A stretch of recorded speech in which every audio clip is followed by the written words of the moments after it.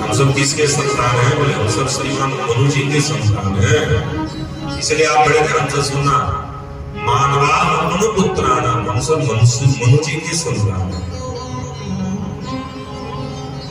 अच्छा भाई, इसी देश के इतिहास में पढ़ाया गया है, एक वासु निगामा नाम के अंग्रेज आया था जिसने भारत की खोज की थी।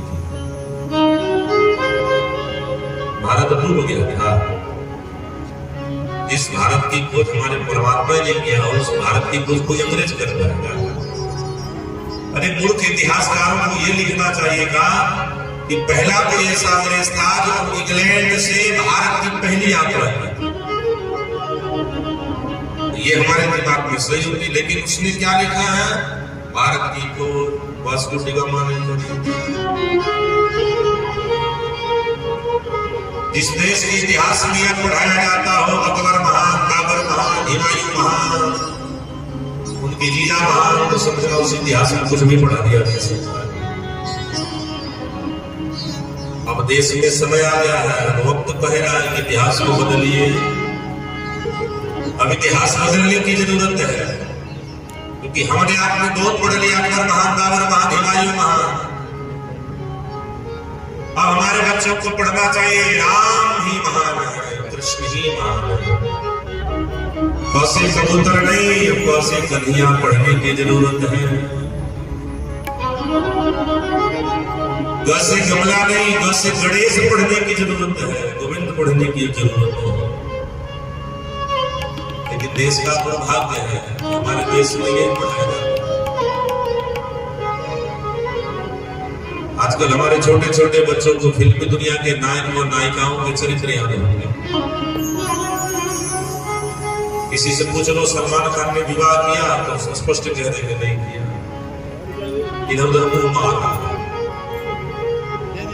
लेकिन किसी से कह दो राम जी के पिताजी का नाम क्या था, एक देश की बड़ी प्रसिद्ध अभिनेत्री, वैसे मुसलमान से विवाह कर ली। एक नंबर की मूर्ख, उसके पिता महामूर्ख। ये देश का दुर्भाग्य है, उसके पिता इस देश में कुछ वर्षों तक नायक की भूमिका में थे। ऐसे मूर्ख अभिनेत्री से पूछा गया जिसका चरित्र ही एकदम चरित्रहीन है, ऐसे मूर्ख अभिनेत्री से पूछा गया कि राम जी कितने भाई थे, तो बोले 2 भाई थे। ये देश का दुर्भाग्य है। हाँ, इस देश के बड़े बड़े पद पे रहने वाले लोग को रामकृष्ण के बारे में पता नहीं, उनको अंग्रेज, इंग्लैंड और अकबरों के बारे में पता है, क्योंकि उनकी वो काका लगते हैं, इसलिए उनके चरित्र को बढ़िया से जानते हैं। इसलिए हमें आपको इतिहास बदलने और पढ़ने की, अब इतिहास जानने की जरूरत है। अच्छा, जब हम छोटे थे तो हम यह जानते थे हमारे पूर्वज बंदर हुआ करते, इसीलिए हम लोग बानरों को प्रणाम करते थे। लेकिन हमने जब धर्मशास्त्र को पढ़ा था, हमको पता चला नहीं, हमारे पूर्वज मनु जी महाराज। मानवा मनु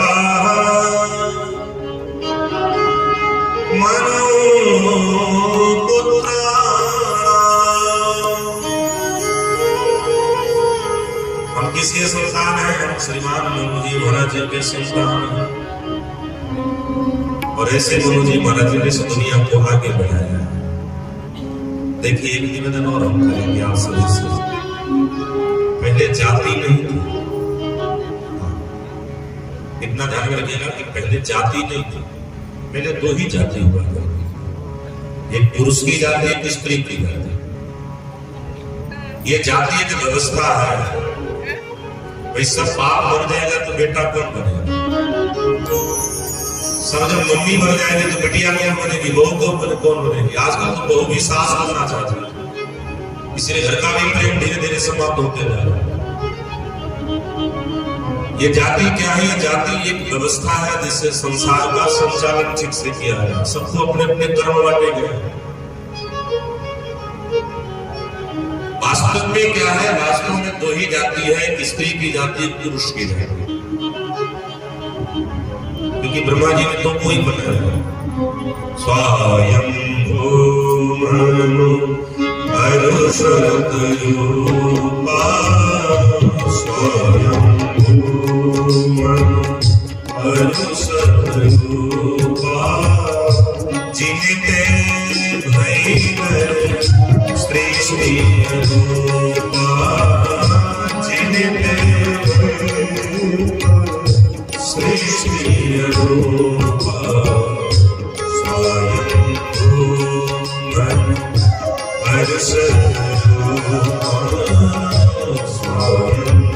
मनु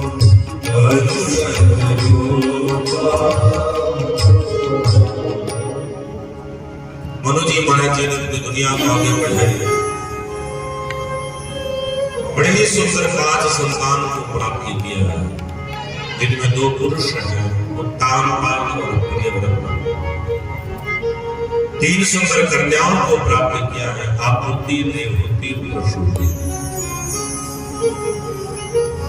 मनु जी महाराज ने अष्टयोग का साधन किया है। इसका साधन किया है, अष्टयोग का साधन किया। योग के 8 नियम है।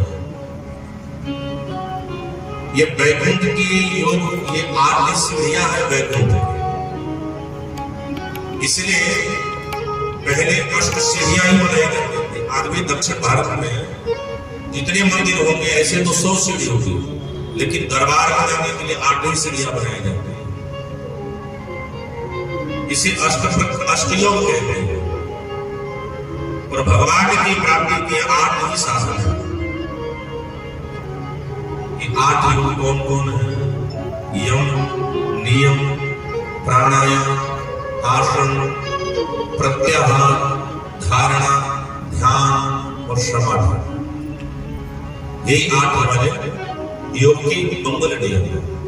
और एक बात ध्यान से सुनना, पहला जो सीढ़ी है वो यम है, दूसरा सीढ़ी नियम है, तीसरा प्राणायाम, चौथा आसन, 5वां प्रत्याहार, 6ठा धारणा और 7वां है ध्यान। आप ध्यान तक तो ठीक है, अगर ध्यान की सीढ़ी से आप चुनते पुनः आपको योग में आना पड़ेगा। और आपके ध्यान से अगर समाधि तक अगर आप चले गए, अब समझना आप भगवान को ही जय श्री हरि।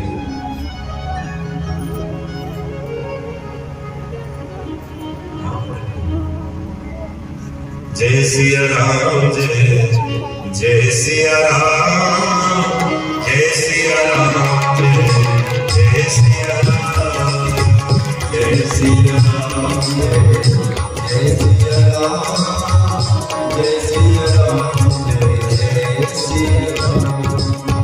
जय सिया राम, जय सिया राम, जय सिया राम, जय सिया राम, जय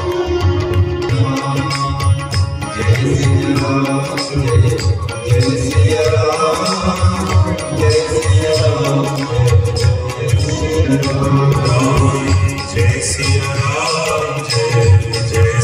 राम, जय सिया राम, जय सिया राम, जय अष्टयोग का साधन किया। ब्रह्मा जी के मानस पुत्र है। ब्रह्मा जी ने सृष्टि का जब निर्माण किया है तो सबसे पहले ब्रह्मा जी महाराज ने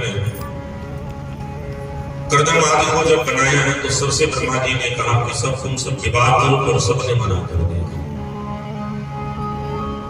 ब्रह्मा जी के छाती से धर्म की उत्पत्ति है, ब्रह्मा जी के पीठ से अधर्म की उत्पत्ति हो गई। अधर्म की पत्नी का नाम है मृषा। मृषा अर्थ होता है झूठ। लेकिन हम आप सबसे निवेदन करें, झूठ एक ऐसा मार्ग है जो हमको नरक तक ले जाता है। इसलिए जिस व्यक्ति को नरक की यात्रा करनी हो उसे झूठ की यात्रा आरंभ कर देनी चाहिए, क्योंकि अधर्म की पत्नी का नाम है झूठ। मृषा से कहते हैं। और इनके 2 पुत्र हैं, एक दम्भ और एक माया। और संयोग की बात देखिए कि दोनों ने आपस में विवाह कर दिया। व्यक्ति जब झूठ बोलेगा तो माया को जरूर फैलाएगा, पाखंड जरूर करेगा। तो दम्भ और माया ने जब आपस में विवाह कर लिया तब इनसे 2 लोग प्रकट हुए, एक लोभ और एक कृपणता। संयोग की बात है, झूठा का 2 बड़ा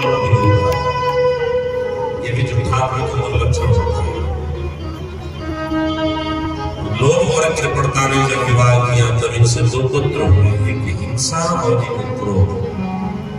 इन लोगों ने भी आपस में विवाह किया और फिर यहीं से कली और नरक यातना की प्राप्ति हुई। ब्रह्मा जी महाराज ने इस प्रकार जब सृष्टि का निर्माण किया, एक दिन की बात है, कर्दम ऋषि सरस्वती नदी के किनारे बैठे थे।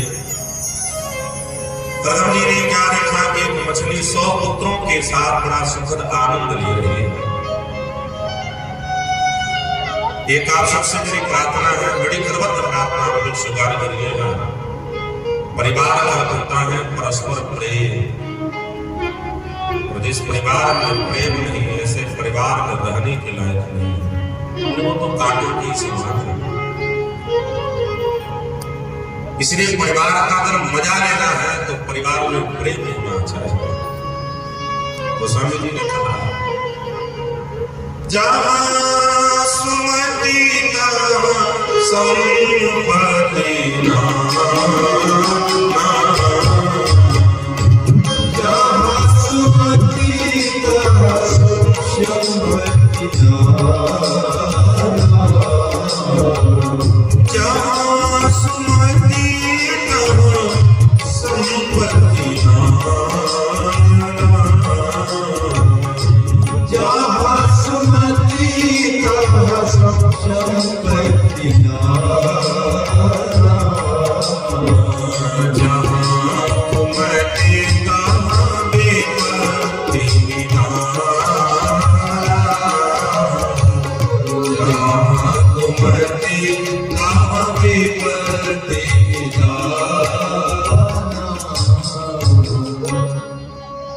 सुमति का अर्थ होता है परस्पर प्रेम। इसलिए परिवार का मजा तब है जब सबके आपसी संबंध प्रेम व्यवहार। तो कर्दम जी ने विचार किया कि अगर हम भी परिवारदार हो जाए तो मजा होगा। तो कर्दम जी महाराज ने भगवान की आराधना करी। देखो दुनिया कितनी गजब है, हम लोग भगवान की तपस्या करते हैं, भगवान को पा नहीं देंगे, लेकिन कर्दम जी महाराज ने तपस्या आरंभ कर दी, अपनी ब्याह कराने की। ठाकुर जी प्रसन्न हुए, ठाकुर जी बड़े जल्दी प्रसन्न हो गए। भगवान जब प्रकट हुए और कर्दम ऋषि ने जब भगवान के स्वरूप का जब दर्शन किया तो विवाह की बात भूल गए।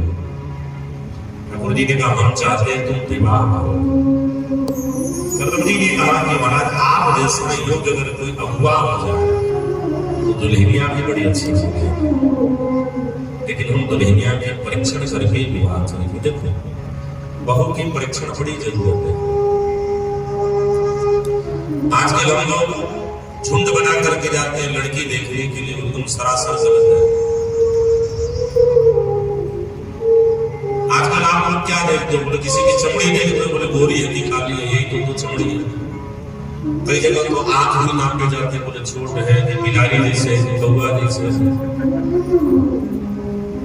एक हम गए थे विवाह में दिखौती के, लड़के की माता जी ने कहा, बेटी जरा दांत दिखा, दांत ऐसे हम बोले ये कहा, बोले दांत जिन्हें फैला है कि पाता है। हम तो इससे दिमाग का क्या कर, बोले फैला होगा तो थोड़ा सा झगड़ा करेंगे, सटा होगा तो सुख आजकल लोग देखते हैं कि 1.5 तो नहीं चल रहे। कागज की क्वालिफिकेशन किसी के चरित्र का प्रमाण नहीं दे सकता। मेरी प्रार्थना, कागज पर कोई बीए हो, फर्स्ट डिवीजन पास हो, उसके चरित्र का यह प्रमाण नहीं है। विद्यालय में जब कोई चरित्र प्रमाण पत्र बनवा करके लावे तो उसके संस्कार का यह प्रमाण नहीं है। प्रमाण लेना हो तो किसी साधु के पास जाओ, लोग की परीक्षण करो। कर्दम ऋषि ने अपनी पत्नी की परीक्षण करी है। मनु जी महाराज अपनी पत्नी को बिटिया के साथ कर्दम ऋषि के जब द्वार आए हैं तो मनु जी को कर्दम जी ने 3 आसन बिछाए हैं। एक आसन होने वाले ससुर के लिए, एक आसन होने वाले सास के लिए, एक आसन होने वाली पत्नी के लिए। 2 आसन पर तो 2 लोग बैठे हैं, मनु और शत्रुपा तो बैठे हैं, तीसरा आसन कर लिए। शत्रुपा जी ने विचार किया, देवहूति ने विचार किया कि आसन मेरे पति के द्वारा बिछाई हुई, इस आसन पर अगर मैं बैठूंगी तो तो मेरा पापी व्रत धर्म नष्ट हो जाएगा। तब तक कदम जी ने कहा कि देवी ये आसन आपकी नहीं, आप बैठ जाओ। देवती धर्म संकट में पड़ेगी, आसन पर बैठती हूँ तो पति की नजर से गिर जाऊंगी, आसन पर नहीं बैठ रही हूँ कि पति की नजर से मैं फिर भी गिर जाऊंगी, क्योंकि मैं पहले ही आज्ञा में अवहेलना कर गई हूँ। ध्यान से सुनना, परीक्षण लेना तो ऐसे ही मैया ऐसे बिछे आसन को ऐसे मोड़ दी और उसमें बाया हाथ रख करके मैया जमीन पर बैठी। कदम जी ने कहा इसके पास 100 सजा है। अर्थात माताएं बड़े ध्यान से सुनना, स्त्री कितनी भी आगे क्यों ना बढ़ जाए, पर अगर स्त्री अपने पति की बिछाए आसन पर अगर बैठती है तो स्त्री का पातिव्रत धर्म एकदम ही नष्ट हो जाएगा। पत्नी असमर्थ हो, बीमार हो, रोगी हो, तो वह पति के सभी कर्मों के साथ लड़ सकती है। पति आसन लगाए, भोजन बनाए, जूठा बर्तन धुल सकता है, लेकिन अगर पत्नी के शरीर में बल है, स्वस्थ है, वैसे पत्नी को थोड़ा विचार करना चाहिए। आजकल की मैया तो बदलती है, मैया से कहती तू हम भोजन बना रहे, तू जरा बिस्तर सही कर,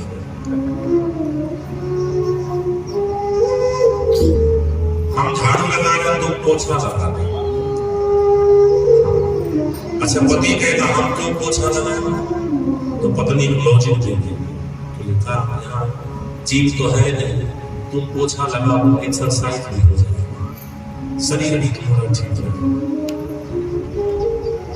प्रार्थना संस्कार मनुजी महाराज देवहूति का जब हाथ अर्पणित नहीं है, देवहूति अपने पति के साथ पधारी है। एक ऐसे आश्रम में लेकर के आए जिन आश्रम में एक प्रकार जी अपने घर को बनाए। एक कोने में कदम जी का आश्रम, मैया ने कहा आपका यही भवन है? बोले महाराज यही भवन है, जितनी जीव जंतु है सब अपना ही से घर बनाते। देवहूति ने कहा पति मेरा संतोषी भी है, पति मेरा त्यागी भी है, पति मेरा संयमी भी है, आप तो मेरा जीवन आनंद से।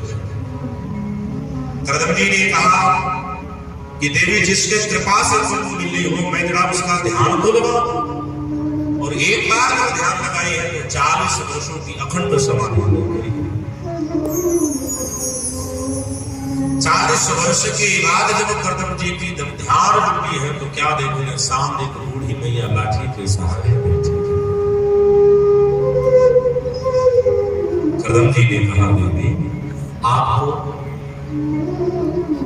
मैया ने कहा याद करिए 40 वर्ष पूर्व मेरा आपके साथ पानी तेड़ो से सकार। कदम जी ने कहा देवी तुम 40 वर्ष तक थी कहां? मैया ने कहा कि महाराज पिताजी ने मेरे हाथ को आपके हाथों में दिया था, और मेरा ये बड़ा सौभाग्य है कि मेरा पति त्यागी है, तपस्वी है, मेरा धर्म है मैं उसके सहयोग को करूं। हमारे कथा जगत में एक हम सबसे पूर्वाचार्य कथा हुई, पूज्य श्री रामचंद्र डोगरे जी महाराज, जिन्होंने एक पुस्तक लेकर ये भागवत रस। पूज्य श्री रामचंद्र डोगरे जी महाराज जब विवाह की उम्र के हुए तो उनके पूज्य पिताजी ने उनसे कहा कि तुम विवाह करो। रामचंद्र जी ने कहा कि पिताजी मैं एक शर्त में विवाह करूंगा, जिस दिन मैं 1008 कथा पूरी कर दूंगा मैं उसी दिन विवाह करूंगा, और पति पत्नी का संबंध मैं उसी दिन निर्वहन आरंभ करूंगा। पिताजी सोचे ऐसे कौन बेटा करेगा हमारा विवाह कर दे। एक सेठ अपनी 2 कन्याओं के साथ आया, बोला मेरी एक बिटिया से इसका विवाह करा दीजिए। डोगरे जी ने कहा कि मैं कहीं शर्त में विवाह करूंगा, आप मेरे जीवन में आओ, मुझे स्वीकार है, लेकिन एक मेरी शर्त माननी होगी कि मैं जिस दिन 1008 भागवत पूरी कर दूंगा उसी दिन मैं पति पत्नी के संबंध को आऊंगा। दोनों कन्याओं ने कहा आपकी कथा कितनी हुई? बोले कि तो 8 ही कथा हुई, अभी 1 बाकी है। बड़ी बहन ने तो मना कर दी, बोले मैं इतने दिन पति के बिना नहीं रह सकती। और छोटी बहन ने कहा मेरा सौभाग्य कि मेरा पति इतना तपस्वी और संयमी और त्यागी मिल रहा है।